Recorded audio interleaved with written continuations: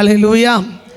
கனம் அப்படின்னு சொல்லும்போது, கீழ்ப்படிதல் கனம் அப்படின்னு சொல்லும்போது, சில நேரங்களில் நம்ம குறிப்பிட்ட ஒரு ஸ்டேஜ் வர பிள்ளைகள் சொல்லுவாங்க, நீங்கள் சொல்லுங்கள் நான் செய்கிறேன் அப்படின்பாங்க. ஒரு குறிப்பிட்ட தன்னுடைய வாழ்க்கையில் தான் செய்யலாம் என்ற ஒரு நிலைமை வரும்போது சொல்லுகிற ஒரு வார்த்தை, உங்களுக்கும் எனக்கும் சம்பந்தமே இல்லை அப்படின்னு சொல்கிற நிலைமையும் நம்ம பார்க்க முடியும். அதே பட்சத்தில் வேதம் நமக்கு பல விதத்தில் ஆலோசனை சொல்கிறது. உண்மையாக சொல்லப்போனால் உண்மையாக வாழுகிற தேவனுடைய பிள்ளைகளும் இன்றைக்கி இருக்க தான் செய்கிறாங்க. தாய் தகப்பனை கனம் பண்ணி அதனுடைய ஆசீர்வாதங்களை வாங்குகிற தேவனுடைய பிள்ளைகள் இன்றைக்கும் இருக்க தான் செய்கிறாங்க. அதனுடைய ஆசீர்வாதம் சாதாரணமானது அல்ல. ஆமென்.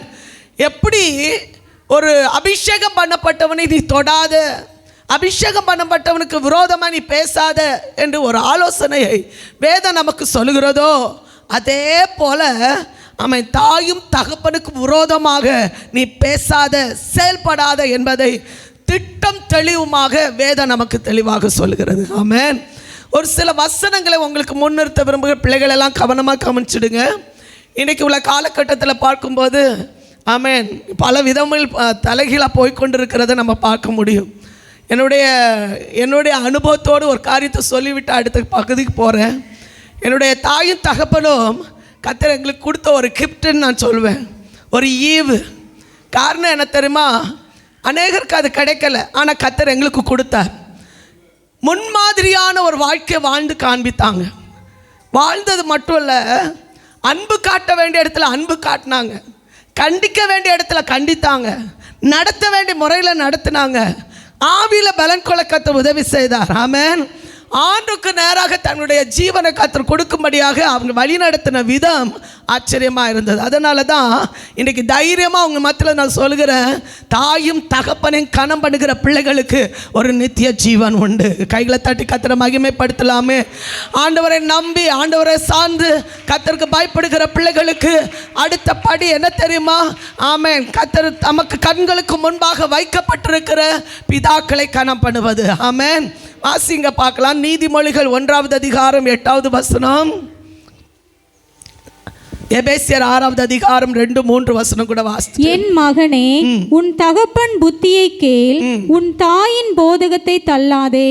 என் மகனே, உன் தகப்பன் புத்தியை கேள், உன் தாயின் போதகத்தை நீ என்ன செய்யாதே, தள்ளாது. எபேசியர் 6வது அதிகாரம் 2-3 வசனங்களை வாசிங்க பார்க்க பிள்ளைகள். உனக்கு நன்மை உண்டாயிருப்பதற்கும் பூமியிலே உன் வாழ்நாள் நீடித்திருப்பதற்கும் உன் தகப்பனையும் உன் தாயையும் கனம் பண்ணுவாயாக என்பதே வாக்குத்தத்தமுள்ள முதலாம் கற்பனையாயிருக்கிறது. வாக்குத்தத்தமுள்ள முதலாம் கற்பனையாயிருக்கிறது. ஹல்லேலூயா. ஆமென். இன்னைக்கு ஒரு காரியம் நான் சொல்ல விரும்பணும். பல இடங்களில் நான் போயிட்டு வரேன். ஆனால் எங்கள் கன்னியாகுமரி பகுதியில் நம்ம பார்க்கும்போது தாய் தகப்பனை வாங்க போங்கன்னு தான் சொல்கிறத நான் கேட்டிருக்கேன். எங்களை அப்படி தான் பழக்கினாங்க. ஆனால் இந்த பகுதியில் நான் பார்க்கும்போது அப்பா அம்மாவை வா போன்னு சொல்கிறத பார்க்கும்போது கஷ்டமாக இருக்குது. ஆமென். எப்படி பெற்றோர் அதை அனுமதிக்கிறீங்க என்பது எனக்கு தெரியல. ஏன் பிள்ளைகளை வளர்த்து எடுக்கும்போது பிள்ளைகள் வா போ தான் சொல்லுவாங்க. ஆரம்பத்தில் அப்படி தான் சொல்லுவாங்க. பிள்ளைகளுக்கு கடன் பண்ணுவதற்கு நம்ம சொல்லிக் கொடுக்கும்போது பிள்ளைகள் என்ன செய்வாங்கன்னா வாங்க போங்கன்னு என்று என்ன செய்வாங்க கற்றுக்கணும். சின்ன பிள்ளைகள் கூட பெரியவங்களெல்லாம் பேர் சொல்லி கூப்பிட்றாங்க. இதெல்லாம் நம்ம பார்க்கும்போது அந்த கனம் எங்கே, அதுதான் முக்கியமான ஒரு காரியம். இன்றைக்கி கொஞ்சம் திருத்திடுங்க. நம்முடைய வாழ்க்கையில் உலக மனுஷராக பிள்ளைகள் எப்படி ஆனாலும் வாழ்கிறாங்க, அதை பற்றி நமக்கு கவலை இல்லை. ஆனால் தேவனுடைய பிள்ளைகளாகிய நமக்கு கனம் கொடுப்பதில் முக்கியத்துவம் கொடுத்து பழகிக்கொள்ள வேண்டும். ஆமென். இங்கே பிள்ளைகளை முன்னால் இருக்கிற பிள்ளைகள் பக்கத்தில் இருக்கவங்களை பார்த்து சொல்லுங்கள், இங்கே பிள்ளைங்க எங்கே பாருங்கள், என்ன பாருங்கள் பிள்ளைகளெல்லாம் இங்கே பக்கத்தில் இருக்கவங்களை கையை கொடுத்து சொல்லுங்கள், தாயும் தகப்பனையும் கனம் பண்ணுங்கன்னு சொல்லுங்கள்.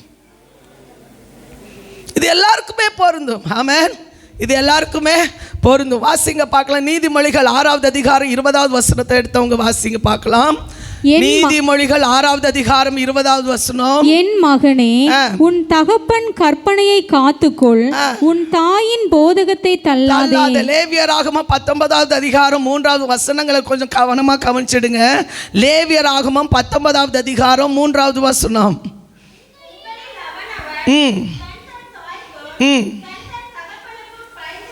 ம்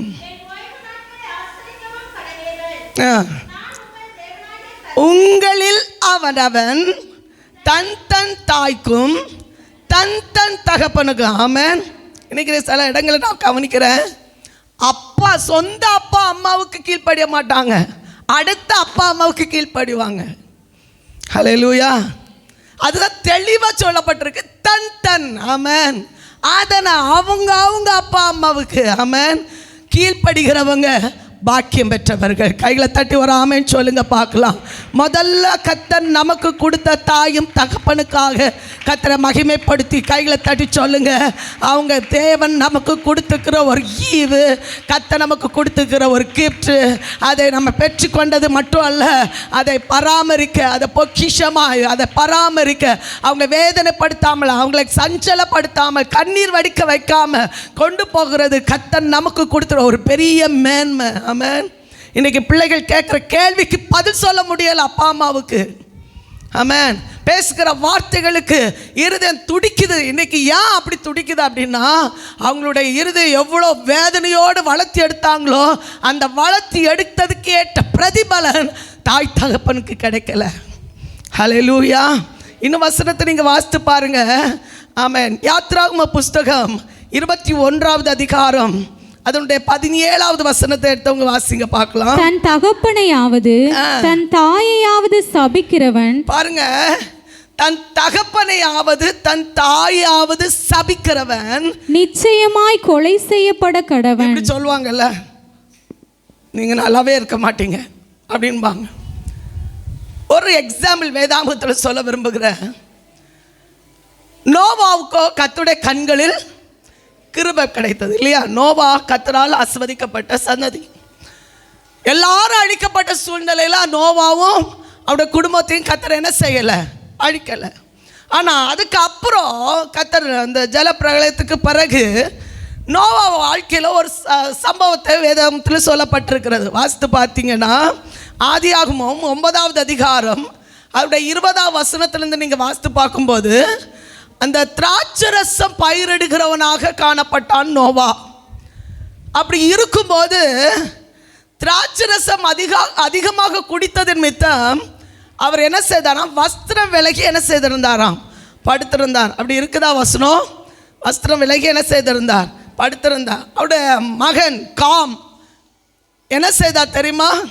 அதை பார்த்துட்டு அந்த நிர்வாணத்தை அவர் மூடி இருக்கணும் இல்லையா, அவர் அதை செய்யாமல் அதை அப்படியே போய் மற்ற 2 சகோதரர்களுக்கு போய் என்ன செய்தாராம், அறிவித்தா. பாரு, இங்கே பாரு, மோசமான மனுஷனாக இருக்கான், இப்படி குடிச்சிட்டு இப்படி வந்து கிடக்கிறான். இப்படி நிறைய குடிக்காரர்களுடைய வாழ்க்கையில், குடிக்கிறவங்களுடைய வாழ்க்கையில் இப்படிப்பட்ட சம்பவம் நடக்கும் பாருங்க.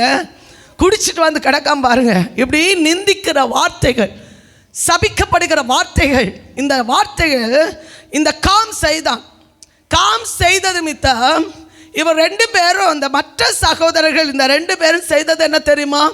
தகப்பன் இவ்வளோ தப்பு செய்திருந்தோம், தகப்பன் இவ்வளோ காரியங்களை நிறைவேற்றியிருந்தோம், அவங்க ஒரு வஸ்திரத்தை பின் தோளில் சுமந்து கொண்டு வந்து நிர்வாணம் தெரியாதபடிக்கு அதை என்ன செய்தாங்களாம், மூடிக்கொண்டார்கள். ஆமென். இது இந்த நல்ல காரியத்தை அவன் புத்தி தெளிந்து எழும்பி நின்ற போது இந்த 3 பேருக்கும் சில வார்த்தைகளை தகப்பன் சொல்லுகிறார். கவனமாக கவனிக்கிறீங்களா? சில நேரங்கள் தகப்பன் வந்து தெளிவில்லாமல் இருப்பாங்க, சில நேரங்கள் தெளிவாக இருப்பாங்க. தெளிவாக இருக்கிற நேரங்கள் அவன் வாயிலிருந்து புறப்பட்ட வார்த்தையை அது பின்னால் சொல்லப்பட்டிருக்கு, நீங்கள் கவனமாக கவனித்து பாருங்கள். அந்த கானான் அவனை கர்த்தர் என்ன செய்தார்னா நோவா மூலம் சபித்தான் என்று சொல்லப்பட்ட அந்த வசனத்தை எடுத்து வாசிங்க.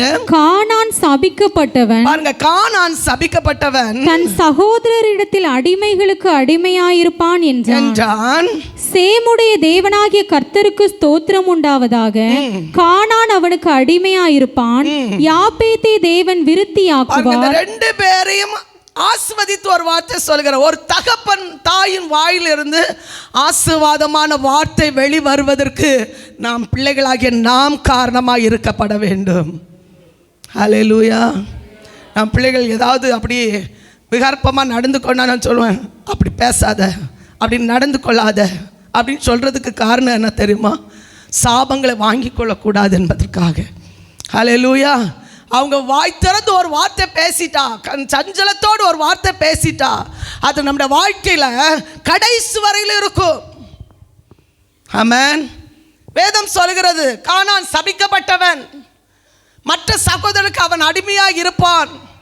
ஒரு சகோதரனை அவர் என்ன செய்கிறார்னா ஆசீர்வதித்து சொல்கிறார், ரெண்டாவது சகோதரனை விருத்தி அடைவாய் என்று சொல்கிறார்.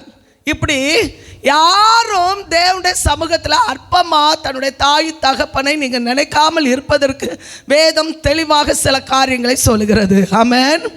அடுத்து வாசித்து பாருங்கள், மத்தேயு எழுதின சுவிசேஷம் 15வது அதிகாரம் அதனுடைய 4வது வசனத்திலிருந்து 6வது வசனம் வரையிலும் நியாயப்பிரமாணத்தை கைக்கொள்கிற பரிசேயர், சதிசேயர், வேதபாரகர் அவர்களை குறித்து இயேசு கிறிஸ்து சொல்லும்போது சில காரியங்களை குறித்து சொல்லுகிறார். வாசித்து பாருங்க. உன் தகப்பனையும் அது 3வது வசனத்திலிருந்து வாசிங்க.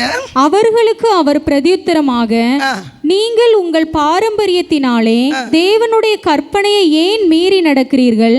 உன் தகப்பனையும் உன் தாயையும் கனம் பண்ணுவாயாக என்றும், தகப்பனையாவது தாயையாவது நிந்திக்கிறவன், கவனமா கவனிக்க, தகப்பனையாவது தாயாவது நிந்திக்கிறவன் கொல்லப்பட வேண்டும் என்றும் தேவன் கற்பித்திருக்கிறாரே. 5வது வசனம், நீங்களோ எவனாகிலும் தகப்பனையாவது தாயையாவது நோக்கி, உனக்கு நான் செய்யத்தக்க உதவி ஏது உண்டோ அதை காணிக்கையாக கொடுக்கிறேன் என்று சொல்லி தன் தகப்பனையும் தகப்பனையாவது தன் தாயையாவது கனம் பண்ணாமற் போனாலும் அவனுடைய கடமை தீர்ந்ததென்று போதித்து உங்கள் பாரம்பரியத்தினாலே தேவனுடைய கற்பனையை நீங்கள் என்ன செய்கிறீங்க? காணிக்கையா நான் கொடுக்கிறேன், பணமா நான் கொடுக்கிறேன், வேற நான் என்ன செய்யணும்? அதோடு முடிச்சிட்டா அதுவும் தேவனுடைய கற்பனையை மீறி நடப்பது. ஆமென். உங்கள் பாரம்பரியத்தினால் நீங்கள் நடக்கிறீர்கள் என்று இயேசு கிறிஸ்து அந்த இடத்துல குற்றம் சாட்டினார் என்று நாம் இந்த இடத்துல பார்க்க முடியும். அடுத்து வாசித்து பாருங்க, உபாகமம் 27வது அதிகாரம் 16வது வசனம் வாசிக்க பாருங்க. தன் தகப்பனையும் தன் தாயையும் தூஷிக்கிறவன், முதல்ல நம்ம பார்த்தோம் சபிக்கிறவன், நிந்திக்கிறவன். இதுல சொல்லப்பட்டிருக்கு தூஷிக்கிறவன் சபிக்கப்பட்டவன் என்பார்களாக ஜனங்கள் எல்லாரும் ஆமேன் என்று சொல்ல கடவர்கள். ஒரு ஆமேன் சொல்லுங்க பார்க்கலாம். ஆமேன். கர்த்தருடைய வார்த்தை எவ்வளவு வல்லம் உள்ளது. தூஷிக்கிறவன், தூஷணமான ஒரு வார்த்தை சொன்னாலும் அதை இன்னொரு வார்த்தை நம்ம கவனமாக கவனிக்கணும். விதைக்கிறவன் எவனோ அதே அறுப்பான். நம்ம என்ன வார்த்தை சொல்லியிருக்கிறோமோ அதே வார்த்தை நம்ம பிள்ளை மூலம் சொல்லப்படும், நம்ம பிள்ளை மூலம் நடப்பிக்கப்படும். ஆகவே சொல்கிறதுக்கு முன்பாகவே நாம் யோசித்து சொல்லிவிட்டால் அது நம்ம பிள்ளைகள் சொல்லாதபடி நம்மை பாதுகாத்து கொள்வதற்கு அது ஏதுவாக மாறும். கைகளை தட்டி கர்த்தரை துதிங்க பார்க்கலாம்.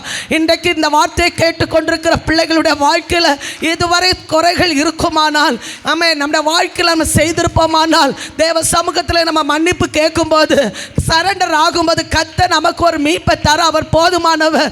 இனி வருகிற பயங்கரமான அழிவிலிருந்து, பயங்கரமான கஷ்டத்திலிருந்து நம்மை மீட்டெடுப்பதற்கு இது ஒரு காரணமாக அமையுமே. கர்த்தர் இந்த வார்த்தை சொல்லி இருக்கும் போது அதுக்கு கீழ்ப்படியக்கூடிய கிருபை கர்த்தர் நமக்கு தந்து பலப்படுத்துவாராக. ஹல்லேலூயா. நீதிமொழிகள் 20வது அதிகாரம் அதனுடைய 20வது வசனத்தை வாசித்து பாருங்க.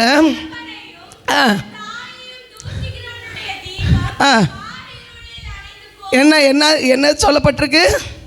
தன் தகப்பனையும் தாயும் தூஷிக்கிறவனுடைய தீபம் காரிருளில் என்ன செய்யும்? அணைந்து போகும். அதோட விட்டுட்டாரா? இல்லை, இன்னும் இருக்கு பாருங்க. கொள்ளை அடிக்கிறவன். நீதிமொழிகள் 28வது அதிகாரம் 24வது வசனத்தை எடுத்தவங்க வாசிங்க பார்க்கலாம். தன் தகப்பனையும் தன் தாயையும் கொள்ளையிட்டு அது துரோகமல்ல என்பவன் பால் கடிக்கிற மனுஷனுக்கு தோழன். இன்னைக்குள்ள காலகட்டத்தில் ஆமென், சொத்துக்காக, நிலத்துக்காக ஆமென், அநேக தாய் தகப்பன்மார் இழந்து கொண்டிருக்கிற ஒரு சூழ்நிலை நாம் பார்க்க முடியும். ஆமென். ஹல்லேலூயா. நேற்று தினத்தில் இதை குறித்து நான் தியானிச்சுட்டு இருக்கும்போது இந்த முதியோர் இல்லத்தை குறித்து சில காரியங்களை நான் தியானிச்சுட்டு இருந்தேன். அதில் ஒரு தகப்பன் குறித்து நான் அதில் பார்க்கும்போது, 3 வருஷத்துக்கு முன்னால் அந்த முதியோர் இல்லத்தில் கொண்டு போய் அவங்க சேர்த்துருக்காங்க. சேர்க்கும்போது அவங்க எதை கொடுத்தும் விசாரிக்கலை.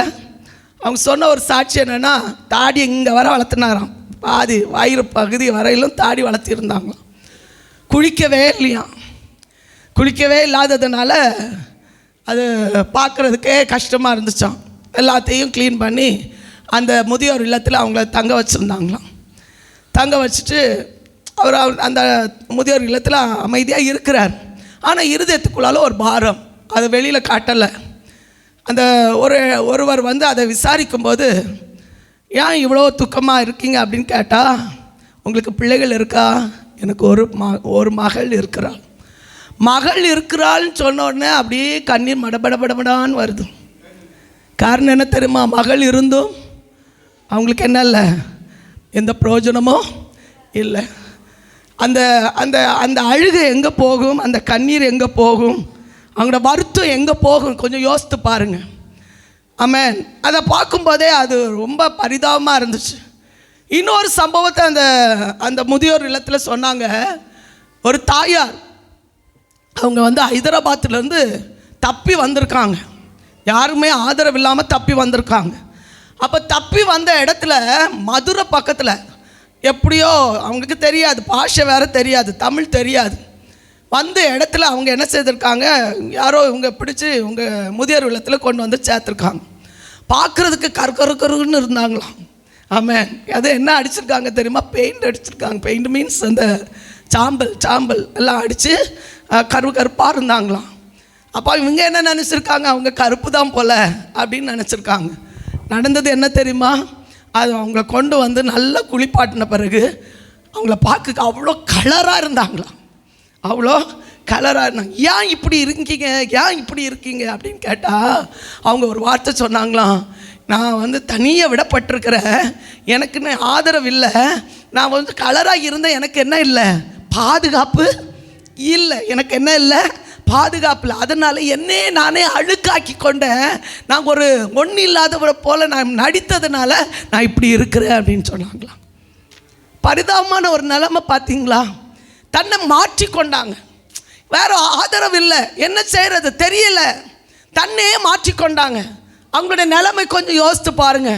சொந்த ஊரை விட்டே வெளியே வரக்கூடிய ஒரு நிலைமைக்கு அவங்க என்ன செய்யப்பட்டாங்க, தள்ளப்பட்டாங்க. காரணம் என்ன தெரியுமா? ஆதரவு இல்லாததுனால. ஆமென். எத்தனையோ பேர் தாய் தகப்பன் இருக்கும்போதே சொத்தை எழுதி கொடுக்கல என்பதற்காக வீட்டை விட்டு விரட்டின எத்தனையோ பிள்ளைகள் இருக்கிறாங்க. ஆமென். என்ன ஒரு தடவை நான் பார்க்கும்போது பென்ஷன் பணத்தை ஒரு அம்மா கொடுக்கல என்பதற்காக, ஆமாம், அந்த வீட்டில் இருந்து பொருட்களெல்லாம் எடுத்து வெளியே போட்டு கட்டிலோடு கூட அந்த தாயை வெளியே போட்டதை பார்க்க முடிஞ்சிச்சு. இப்படியெல்லாம் கொடூரங்கள் நடக்கிற காரணம் என்ன தெரியுமா? இதெல்லாம் ஒரு நாள் நின்ற தீராது. ஒரு நாள் நின்ற நம்ம விட்டு மாற தலைமுறையாக நியாயம் தீர்க்கிறவர். ஹல்லேலூயா. அப்சலோமை பாருங்க. அப்சலோம் தாவீதுக்கு விரோதமாக கடந்து வந்தான். தாவீது அவனுடைய ஸ்தானத்தை பெற்றுக்கொள்ளணும்னு அவன் கடந்து வரும்போது அவனுக்கு தாவீதோடு கூட இருக்க வேண்டியவர்கள் எல்லாம் தன் பக்கமாக இழுத்து கொண்டான். தாவீது ஒதுக்கி கொண்டான். நல்லா கவனமாக கவனிக்கணும். அபிஷேகம் பண்ணப்பட்டவன் ஒதுக்கி கொண்டான். ஆனால் அப்சலோமனுடைய வாழ்க்கை அந்த தாவீது கண்களுக்கு முன்பாகவே படுமோசமாக மாற்றப்பட்டது. ஆமென். இந்த கொள்ளை அடிக்கணும்னு நினைக்கிறேன். நம்ம தாய் தகப்பன் இருக்கும்போதே நான் மேலே காட்டணும், நான் படித்தவன் அறிவுள்ளவன் என்று காட்டுகிற ஒரு சூழ்நிலை வரும்போது ரொம்ப பரிதாபம். ஹல்லேலூயா. வசனத்தை நீங்கள் வாசித்து பாருங்க. நீதிமொழிகள் 19வது அதிகாரம் 26வது வசனத்தை எடுத்தவங்க வாசிங்க பார்க்கலாம். தன் தகப்பனை கொள்ளையடித்து தன் தாயை துரத்தி விடுகிறவன். தன் தாயை துரத்தி விடுகிறவன். பார்த்தீங்களா? அவங்க எல்லாம் எவ்வளோ வேதனை உள்ள இருதயம் உள்ளவங்களா இருப்பாங்கன்னு கொஞ்சம் யோசித்து பாருங்க. ஆமென். சத்தமாக ஒரு ஆமென் சொல்லுங்க பார்க்கலாம். எனக்கு பைபிளில் இருக்கு, உங்கள் பைபிளில் இருக்குதா? எல்லாரும் பைபிளில் இருக்க பிள்ளைகள் இருக்குதா? வரும் தலைமுறைகள் கொஞ்சம் கவனமாக இருங்க. உங்கள் பைபிளில் இருக்குதா இந்த வசனம்? ஒருக்க கூட வாசிங்க பார்க்கலாம். தன் தகப்பனை கொள்ளையடித்து தன் தாயை துரத்தி விடுகிறவன் லட்சையும் அவமானத்தையும் உண்டாக்குகிற மகன். பார்த்தீங்களா? லட்சையும் அவமானத்தையும் துரத்தி விடுகிறவன். வேண்டாம், எங்கள் வீட்டில் வேண்டாம், நீ எங்கேயும் வேணா போய்க்கோ, எங்கே வேணாலும் நீ தங்கிக்கோ என்று சொல்லி அடித்து வரட்டினா அந்த நிந்தை நம்ம விட்டு என்ன செய்யாது, மாறவே மாறாது. ஆமென்.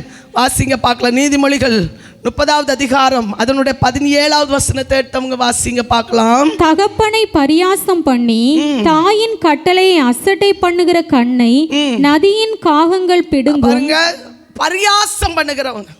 உனக்கு என்ன தெரியும்? இப்போ நிறைய பேர் சொல்கிற ஒரு வார்த்தை, நீ படிக்காதவ, நான் படிச்சிருக்கிறேன்.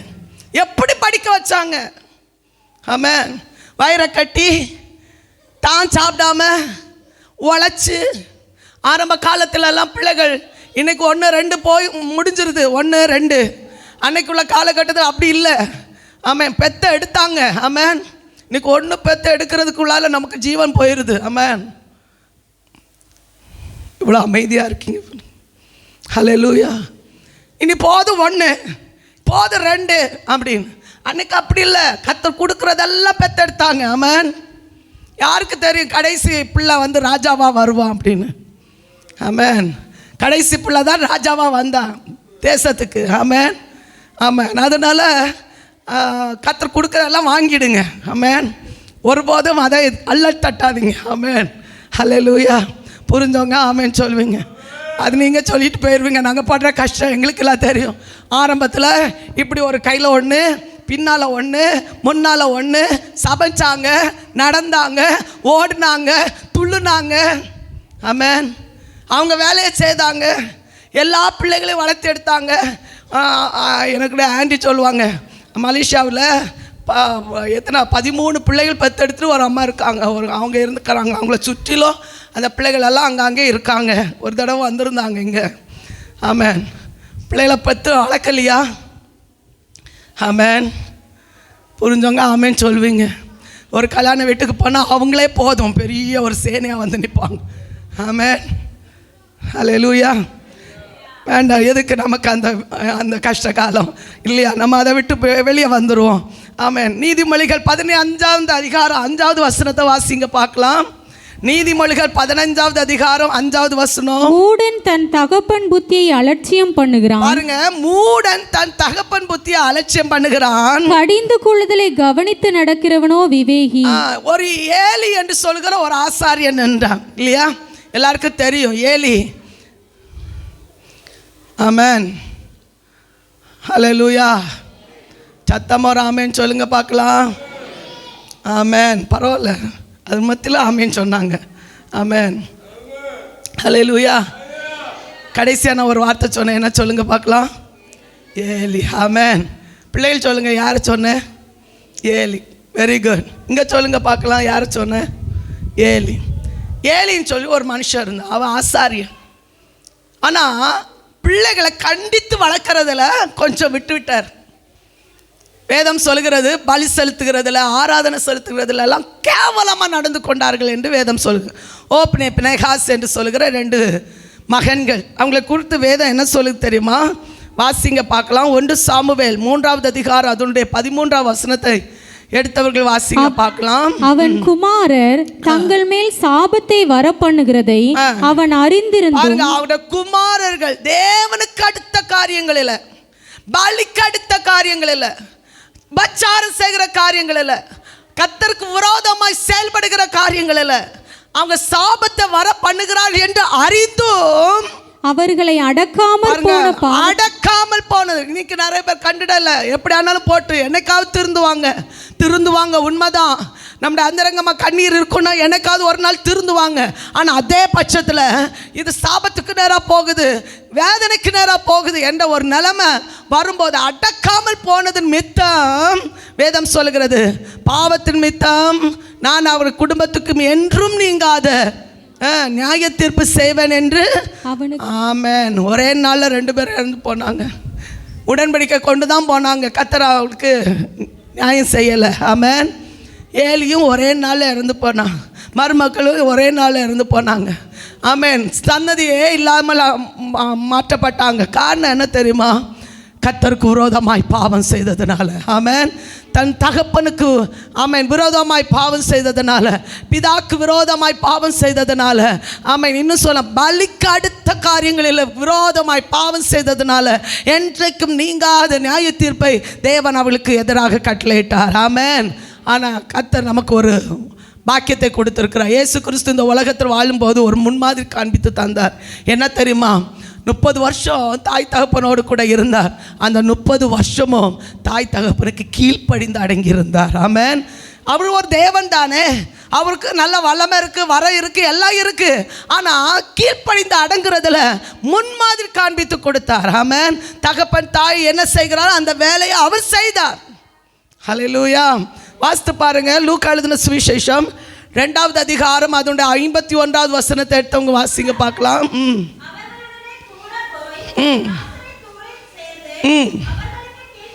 அவர்களோடு கூட போய் நாஸ்ரேத் ஊரில் சேர்ந்து அவர்களுக்கு கீழ்ப்படிந்திருந்தார். அவருடைய தாயார் இந்த சங்கதி எல்லாம் தன் இருதயத்தில் என்ன செய்தார்? வைத்து கொண்டார். அதுக்கப்புறம் பிதாவின் சித்தத்தை செய்ய வேண்டும் என்ற ஒரு சூழ்நிலை வந்தபோது தாயை யார் கையில் ஒப்பு கொடுத்தாராம்? யோவான், தன் நேசிக்கிற யோவான் கையில் என்ன செய்தார்? ஒப்பு கொடுத்தார். கைவிடலை. ஆமென். தன் நம்பிக்கை உலக பிரகாரமான இருக்கிற சகோதர கையில் ஒப்பு கொடுக்கல, அவங்க மேலே நம்பிக்கை இல்லை. ஆனால் அன்பு செலுத்துகிற யோவான் கையில் தன் பெத்தெடுத்த தாயை என்ன செய்தார்? ஒப்பு கொடுத்தார். ஹல்லேலூயா. எவ்வளோ கரிசனை பார்த்தீங்களா? எவ்வளோ அன்பு பார்த்தீங்களா? அந்த அன்பை கர்த்தர் நம்மிடத்தில் எதிர்பார்க்கிறார். ஆமென். அப்போது உன்னிடத்தில் நீ நேசிக்கிறது போல நீ பிறனிடத்தில் நீ நேசிப்பாயாக என்பதற்கு முதல் வாக்குத்தத்தமான கற்பனை என்ன தெரியுமா? ஆமென். தாயின் தகப்பனிடத்தில் நீங்கள் அன்பு கூறுகிறது மித்தந்தான் மற்றவர்களை நாம் நேசிக்க முடியும். ஆமென். ஹல்லேலூயா. எந்த விதத்திலும் தாய் தகப்பன் கண்ணீர் வடிக்கிற மாதிரி ஒரு வார்த்தை என்ன செய்யக்கூடாது? பேசக்கூடாது, நடந்துடக்கூடாது, செயல்படக்கூடாது. காரணம் என்ன தெரியுமா? அவங்க நமக்காக தியாகம் பண்ணி இருக்கிறாங்க. ஹல்லேலூயா. படிக்க வைக்கிற, வேலை செய்ய வைக்கிறது வரையிலும் நமக்காக அவங்க தியாகம் பண்ணி இருக்கிறாங்க. ஆமென். புரிந்தவங்க ஆமென் சொல்வீங்க. ஆமென். எவ்வளோதான் உயர்ந்தாலும் எவ்வளோ வயசானாலும் அப்பா தான், அம்மா தான். ஹல்லேலூயா. எனக்கும் ஆண்டவருக்கு கிருபைனால இன்றைக்கி அம்மாவுக்கு கர்த்தர் கொடுத்துருக்குறார். அவங்க சொல்கிற வார்த்தை புத்தியை நான் இன்றைக்கும் கேட்டுட்டு தான் நடக்க கர்த்தர் கிருபை தருகிறார். ஆமென். மாறி பேசுனா இன்றைக்கும் எங்களுக்கு திட்டு தான் விழும். ஆமென். எதிர்த்து பேசுகிறத கர்த்தர் ஒருபோது அனுமதிக்க மாட்டார். ஹல்லேலூயா. சத்தமாக ஒரு ஆமென் சொல்லுங்க பார்க்கலாம். இவ்வளோ தானா? சத்தமாக ஆமென். கனம் பண்ணுகிறதே முந்திக் கொள்ளுங்கள். ஆமென். எங்களுக்கு கற்றுக் கொடுத்த ஒரு பாடம் என்ன தெரியுமா? முதியோர்கள் வந்தாங்கன்னா அது யாராக இருந்தாலும் சரி, இருந்த இடத்துல கொஞ்சம் எழும்பி அவங்கள கனப்படுத்திட்டு என்ன செய்யணும்? உட்காரணும். ஆமென். அவங்கள கனப்படுத்திட்டு உட்காரணும். இதுதான் எங்களுக்கு சொல்லிக் கொடுத்த பாடம். ஆமென். ஆனால் இன்றைக்குள்ள காலகட்டத்தில் பாருங்கள், யார் எத்தனை பெரியவங்க வந்தாலும் சரி, கால் மேலே இருக்கும், தலை கீழே இருக்கும். ஆமென். தலை மேலே இருக்கும், கால் மேலே இருக்கும், தலை கீழே இருக்கும். கையில் என்ன இருக்கும்? நல்ல ஒரு பெட்டகம் இருக்கும். அந்த பெட்டகத்தை பார்த்துட்டு அம்மா வந்தான்னா அப்பா போனால்னா, ஆனால் அம்மா ஒரு காரியம் சொன்னால் கூட காது என்ன செய்யலை? கேட்கல. 4 தடவை சொல்லணும். 4வது தடவை கொஞ்சம் அப்படின்னு கேட்கும். ஆமென். புரிஞ்சவங்க ஆமென் சொல்லுவீங்க. ஆமென். சூழ்நிலை தலைகீழாக மாறிடுச்சு. இன்னைக்கு கர்த்தர் அந்த சூழ்நிலையில் கர்த்தர் சொல்லுகிற வார்த்தை, உன் தாயும் தகப்பனை நீ கனம் பண்ணுவாயாக. சத்தமாக ஆமென் சொல்லுங்க பார்க்கலாம். ஏசாயா 45 ரொம்ப முக்கியமான ஒரு வார்த்தை. அது எல்லாருமே எடுத்துக்கொள்ளுங்க, பிள்ளைகள் எல்லாம் எடுத்துக்கொள்ளுங்க, எல்லாருமே எடுத்துக்கொள்ளுங்க. ஏசாயா 45வது அதிகாரம். இதை யாரெல்லாம் கேட்டீங்களோ அவங்க எல்லாம் இன்னைக்கு மன்னிப்பு கேட்கணும். சரியா? ஏசாயா 45வது அதிகாரம் 10-11 வசனம் வாசிங்க பார்க்கலாம். தகப்பனை நோக்கி ஏன் ஜெனிப்பித்தாய் என்றும் தாயை நோக்கி ஏன் பெற்றாய் என்றும் சொல்லுகிறவனுக்கு ஐயோ.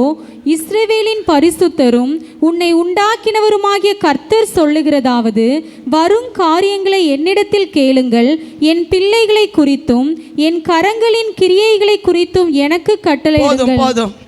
அப்பாவை பார்த்து அம்மாவை பார்த்து நீ ஏன் பெத்தன்னா இதை செய், பெத்தன்னா எனக்கு இதுதான், பெத்தன்னா இதை படிக்க வை, ஈஸியாக சொல்லிடுவாங்க. நீ ஏன் பெத்த? வராமல் இருந்திருக்கலாம்ல, நான் நிம்மதியாக இருந்திருப்பேன்ல. ஹல்லேலூயா. இருக்கீங்களா? ஏன் அமைதியாக இருக்கீங்க? ஒரு ஆமேன்னு சொல்லுங்க. சொல்லாதவங்க மட்டும் ஒரு ஆமேன்னு சொல்லுங்க பார்க்கலாம்.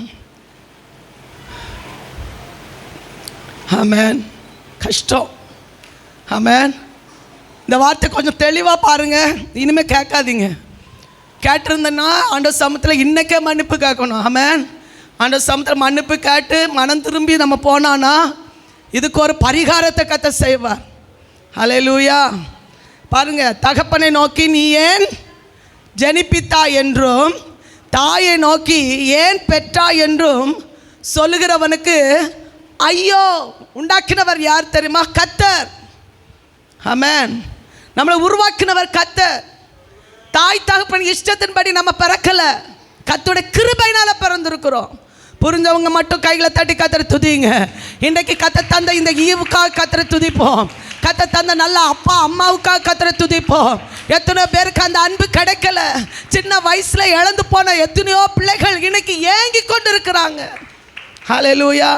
நேற்றுக்கு ஒரு வாலிப மகன் வந்திருந்தான்.